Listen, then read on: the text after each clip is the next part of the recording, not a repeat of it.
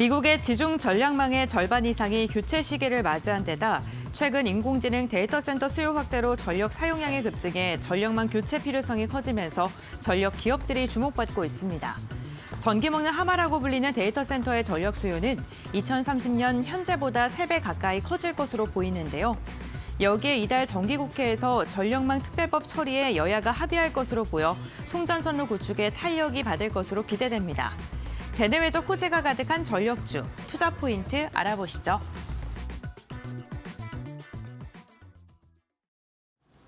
네, 11월 18일 마켓나우 일부 이슈에 따라 본격적으로 문을 열겠습니다. 자, 오늘도 두 분 모셨습니다. 박근호 이사님, 그다음에 곽유정 파트너 나오셨습니다. 어서 오십시오. 네, 안녕하세요. 자, 첫 번째 이슈 우리 박근호 이사님이 가져오신 건데 이 전력 이 부분은 정말 뭐 누가 대통령이 돼도 원래 잘 갈 거다 예상을 했던 거여서요. 오늘 이슈 어떤 포인트 좀 잡고 계십니까?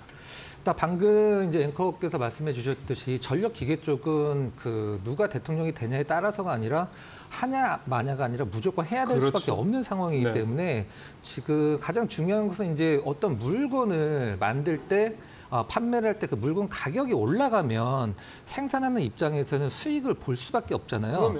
수혜를 볼 수밖에 없는데 지금 현재 10월 달에 미국 생산자 물가 지수에서 가장 많이 오른 부분들을 몇 개 체크를 해보면 이 전력기기 관련주들의 생산자 물가가 굉장히 많이 올랐어요. 원래는 올해 이제 사실 우리나라의 어떤 전력기기 기업들 주가 보면 미국도 마찬가지고요. 거의 한 2년 가까운 기간 동안에 10배가 가까이 올랐었거든요. 그래서 어느 정도 이게 이제 시장에서 올해 상반기 쪽에서 전력기기 업체들의 주가와 그다음에 수요가 피크아웃을 찍지 않았나라는 우려가 좀 계속됐었는데 지난달이죠. 지난달 10월 달에만 미국 에너지부가 10조 원 이상의 어떤 추가 전력기기 생산을 좀 요청을 하는 문건들이 좀 발표가 좀 됐었고요. 중요한 것은 이제 트럼프도 마찬가지고 기존 정부에서도 마찬가지였었는데 우리가 보통 헤드라인 CPI와 코어 CPI를 얘기를 할 때 에너지와 음식료를 빼고 얘기를 하잖아요. 코어 CPI 그런 거죠. 거기서 가장 중요한 것이 이제 에너지 가격을 좀 안정화시켜야 되는데 그런 부분에 있어서도 이 스마트 그리드, 전력기업 관련된 부분들 그리고 미국은 지금 이제 우리가 주가는 사실 다른 얘기가 될 수 있는데 산업적인 부분을 봤을 때는 미국이 지금 전체 전력기기의 한 80% 가까운 게 1950년도에서 70년도 사이에 만든 거거든요. 굉장히 노후됐다 얘기잖아요. 그렇죠. 근데 그 교체가 어느 정도 됐느냐를 살펴봐야 되는데 그게 이제 시작이라는 거. 그다음에 미국에서도 사실 뭐 태양광 같은 것들 만들고 ESS 에너지 저장 장치도 많이 만들어놨는데 지금 현재 미국의 전체 소비 전력 이상 되는 부분들을 만들어 놓고 그게 아직 전기로 연결이 안 돼 있다고 그래요. 그렇죠. 송배전망이 안 깔려 있다는 얘기죠. 그 부분들이 이제 주가는 사실 다음 문제가 될 수 있는데 우리가 그런 산업적인 부분들이 정책적인 부분으로 연결이 돼서 아직은 이제 초기라는 판단하에 지금 주말에 이제 나온 뉴스 중에 가장 조금 시장에 종목들의 영향을 미칠 수 있는 부분들이 뭐가 있을까 생각을 했을 때 이 스마트 그리드 부분도 주가는 많이 올랐지만 지금 사실 시장에서 가장 중요한 것은 방산이나 이런 전력기기 같은 올라가는 기업들을 더 올라갈 것이라고 따라잡느냐 아니면 반도체처럼 많이 떨어진 것들을 바닥에서 좀 모아가느냐 두 가지 문제거든요. 근데 일단 당분간은 많이 떨어진 종목군들은 바닥을 잡아가는 느낌 업종군들도 있긴 합니다만은 방산이나 이런 전력기기 업체들처럼 아직 전방 산업의 수요가 팽배했을 때 이런 부분들을 조금씩 좀 포트에는 담아놔도 되지 않을까라고 해서 스마트 그리드 전력기기 쪽을 한번 골라봤습니다. 상반기에 정말 히트 업종 중에 하나였고 그 뒤에 이제 사실은 꺾여서 조정이 또 한 두세 달 또 지속됐었던 섹터이기도 하고 그러면서도 불구하고 이제 대선 관련해서 이제 누가 되든 계속해서 여기는 안 할 수가 없다라는 그런 섹터로 지금 부상을 하고 있는 그러니까 조선이나 방산주보다 화려하지는 않은데요. 이게 수요나 이런 부분들은 앞으로도 아주 무궁무진하다 얘기가 계속해서 나오고 있는 섹터이기도 합니다. 자, 이 전력 관련된 종목들 어떤 게 있는지 곰베 랭커 통해서 확인해 보겠습니다. 네, 전력 관련된 기기 최근 흐름 알아보도록 하겠습니다. 전력기기와 전선 두 가지로 나눠서 확인해 볼 수 있을 것 같은데요. 국내 전선 기업을 대표하는 두 가지 기업이 있죠. LS전선과 대한전선입니다. 대한전선 같은 경우에는 지난주에 시장이 깊게 밀리면서 4거래일간 하락을 하다가 금요일장 반등을 시도하는 모습이 나타났습니다. LS전선과 대한전선의 올해 합계 매출액이 10조를 넘어설 것이라는 긍정적인 전망이 나오고 있는 가운데 금요일장 회복세를 시도하려는 모습이 나타났고요. 전력기기는 3대장이 있죠. 효성중공업, LX일렉트릭, 그리고 HD현대일렉트릭. 역시나 3분기까지 이 3개의 기업의 합산 매출액, 수주액이 17조를 넘어설 것이다라는 그러한 긍정적인 전망이 나오고 있는 가운데 금요일장은 한 걸음 쉬어가는 분위기였습니다. 다만 지난주 화요일 날 52주 신고가를 돌파하는 등 시장의 분위기와 사뭇 다른 오히려 매수세가 확산되는 분위기가 나타났고요. 실적에 대한 기대감 속에 기관의 매수세도 꾸준하게 최근 유입되고 있는 모습입니다. 효성중공업 같은 경우는 유럽 시장에서 최근 수주 소식을 잇따라 들려오고 있는 상황이고요. 수급 부분 역시나 긍정적인데 금요일장만 놓고 봤을 때는 이 3대 기업 모두 다 좀 하락세가 확인이 됐습니다. 동선 관련 기업인 KBI 메탈 같은 경우에는 4%가량의 주가 상승력이 나타났습니다. 대한전선과 비슷한 흐름을 보이면서 차트를 좀 구성하는 모습이 확인이 됐었는데요. 구리 가격이 상승하면 주가가 변동성이 나타나는 긍정적으로 흐르는 모습이 나타나고 있습니다. 중국의 10월 소매 판매가 생각보다 괜찮게 나타났고요. 미국 역시나 송배전 가격이 기속적으로 상승하는 모습이 나오는 걸 본다면 전선 관련 그 가운데서 KBI 메탈 같은 경우에도 앞으로의 주가 추이는 좀 긍정적 해석을 더해볼 수 있을 것 같은데요. 이러한 가운데서 전선과 전력기기 우리는 어떠한 기업을 눈여겨봐야 될까요? 지금부터 알아보시죠. 자, 오늘 고면을까 쭉 설명해 주셨습니다만 사실은 이제 눈에 익은 종목들이 많이 있는 그런 섹터입니다. 이제 이 중에서 오늘 이 이슈를 가져오신 박근호 이사께서는 어떤 종목을 보고 계신지 말씀 들어볼까요? 네, 일단 저는 효성중공업을 갖고 왔는데요. 대표주 중에 하나죠. 네. 대장은 사실 현대일렉이 대장이라고 HD현대일렉트릭이 대장주라고 얘기를 하죠. 하고 있긴 합니다만은 지금 이제 미국 쪽의 어떤 인프라 투자와 관련된 기업이기 때문에 미국 쪽에서 활동하고 있는 기업들의 주가 흐름도 상당히 좀 중요한데요. 일단 중요한 부분들은 이제 좀 큰 회사들이 있죠. 프랑스 회사긴 합니다만은 미국에서 이제 활동을 하고 있는 슈나이더 일렉이나 지멘스, 히타치 이런 기업들이 지금 계속 증설 투자를 발표를 하고 있는데 네. 효성중공업도 올해 상반기 때 그 증설 투자를 발표를 했죠. 공장이 이제 우리나라에 있는 창원, 그다음 미국에 있는 멤피스 공장에 증설을 발표를 했는데 투자라고 하는 게 맞을 것 같습니다. 여기 어떤 식의 투자냐가 이제 사실 굉장히 그렇죠. 중요한 부분인데. 네. 기존에 2010년도에 이 전력기기 업체들이 과잉 투자를 해서 한동안 굉장히 힘들었었어요. 네. 근데 이번에 투자 같은 경우 두 가지로 나눠 볼 수가 있습니다. 브라운필드 투자가 있고 그린필드 투자가 있는데 어떤 차이가 있냐면 브라운필드 투자는 기존의 업체들을 인수를 해서 자기 회사의 캐파를 키우는 거고요. 그다음에 그린필드 투자는 직접적으로 공장을 건설을 해서 공급량을 늘리는 건데 가장 큰 두 투자의 브라운과 그린의 가장 큰 차이는 뭐냐면 시장 전체 공급량이 늘어나냐 안 늘어나냐 이게 중요한 부분이거든요. 근데 과거에 2010년도에 이 전력기기 업체들이 공장들을 굉장히 증설에 투자를 많이 하면서 이제 공급 과잉을 일으켰기 때문에 굉장히 이번에 신중하게 어떤 이 공급에 관련돼서 신중한 모습 좀 보여주고 있는 듯한 느낌이고요. 예. 대부분은 브라운필드 투자로 기존의 소형 업체들 인수를 해서 그 다음에 캐파를 키우는 그런 부분이라고 생각을 하시면 될 것 같습니다.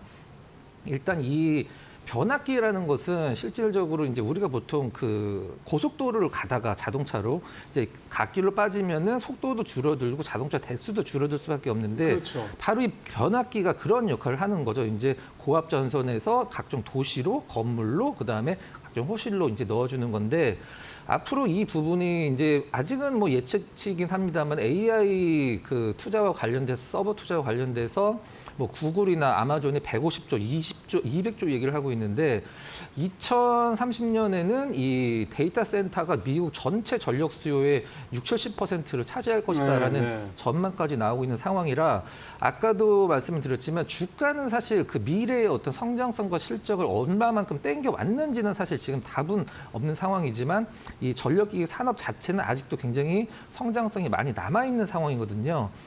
일단 미국 에너지부에서 관리를 하는 이런 변압기 부분 같은 경우는 일단 설치를 이제 신청서를 하고 발주를 받아서 설치할 때까지 4년 정도가 걸린다라고 하는데 허가가 나올 때까지 이 에너지부에서 앞으로 이걸 굉장히 효율적으로 너무 이제 느리기 때문에 관리를 하겠다라고 발표를 했죠. 무슨 말이냐면 이 전력기기 업체들이 어디에다 설치를 하겠다라고 해서 허가를 얻는 데까지 4년이면 굉장히 시간 텀이 오래 걸리거든요. 그렇죠. 이 이제 실질적으로 매출에 연결될 때까지 그 부분을 굉장히 타이트하게 관리를 하겠다라는 부분들. 그다음에 사실 그 미국뿐만이 아니라 효성중공업은 엄밀히 얘기하면은 미국보다는 유럽 쪽에서 매출이 조금 더 좋은 편이거든요. 네. 근데 유럽도 사실 미국 못지않게 굉장히 노후화가 돼 있기 그렇죠. 때문에 네. 이런 부분들 뭐 앞으로 성장 모멘텀을 보시면 될 것 같습니다. 이미지가 하나 준비가 돼 있는데요. 한번 볼까요? 잠깐 보면서 네. 말씀드려보도록 하겠습니다.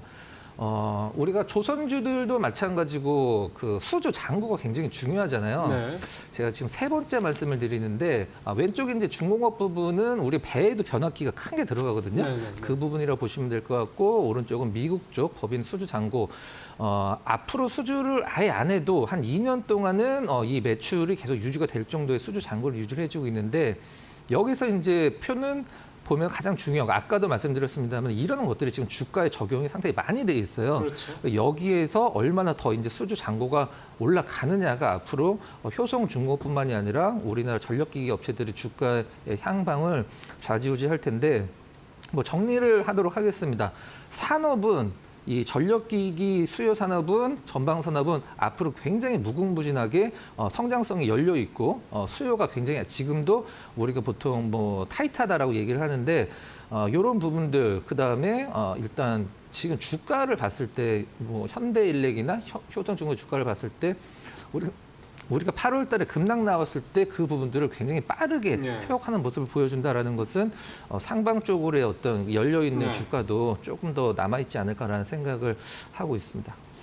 예, 수주가 잔고가 얼추 차 있는 상황에서 지금 제일 중요한 거는 매출이 계속해서 늘어나려면 캐파가 늘어나서 이제 더 많은 매출을 올릴 수 있어야 되는 건데 지금 생산 캐파가 국내도 그렇고 미국도 그렇고 같이 좀 동반해서 좀 증설이 되고 있다라는 거 이런 부분들이 좀 중요한 포인트가 되겠다 생각이 좀 드네요.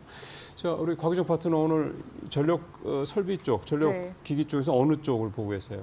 저는 이제 배전반, 뭐 분전반을 만드는 스마트 배전 이제 관련 예. 기업인데요. 제일 일렉트릭 가지고 왔습니다. 예. 올 상반기에는 그러니까 땡땡 일렉트릭, 땡땡 전기 이렇게 이름만 붙으면은 맞아요. 종목들이 좀 올라가서 예, 예. 이전에 그 바이오 섹터들이 막 테마가 형성됐을 때도 뒤에 뭐 무슨 약품, 무슨 제약 붙으면은 다 올라갔었거든요. 거의 그때의 랠리를 방불케 할 만큼 관련 종목들이 강세 움직임이 나오기도 했었고 최근 같은 경우에는 주가가 조정을 주거나 내지는 반등을 주는 종목 이렇게 좀 갈리는 것 같아요. 근데 제일 일렉트릭 같은 경우에는 지난 이제 9월 달 기점으로 해서 주가가 다시 이제 반등세를 또 잘 보이고 있는 그런 이제 전력 관련 기업 중에 하나라서 일단 추세가 괜찮아서 가지고 온 기업이라 볼 수 있을 것 같고요. 그도 그럴 게 또 지난 10월 달에 바이든 행정부 쪽에서 미국 에너지부 4개 그 대규모 전력망 프로젝트에 2조 정도 가량 투자하겠다라는 이제 관련 이슈가 한번 나왔었습니다. 이때 북미의 최대 에너지 기업인 이제 이튼사라는 곳이 예, 예, 있는데요. 예. 거기에 이제 핵심 부품들을 이 제일 일렉트릭에서 이제 공급한다라는 내용이 한번 부각이 되기도 했었고 대규모 수주를 따는 그런 이력들이 이제 부각이 되면서 수혜주로 한번 거론이 됐었던 그런 이제 기업이기도 합니다. 이 제일 일렉트릭 같은 경우에는 이 그 북미의 에너지 기업인 이튼과 약 2년간 이제 협업을 통해서 지능형 차단기 제품인 스마트 브레이커 2.0 개발을 완료를 했었다고 하고요. 핵심 부품인 PCB 조립품 생산 1차 라인까지도 완성한 그런 이제 이력을 가지고 있어서 사실 이제 미국 관련된 전력 인프라 관련 소식이 나올 때 가장 좀 실체가 있고 또 지금 최근에도 계속 이슈가 나오고 있는 그런 이제 종목이라고 볼 수 있을 것 같습니다. 이뿐만 아니라 제일 일렉트릭 같은 경우에는 지난 4월 달에 자동차 배전 계통 부품사인 자베스 코리아를 인수를 하기도 했었는데요.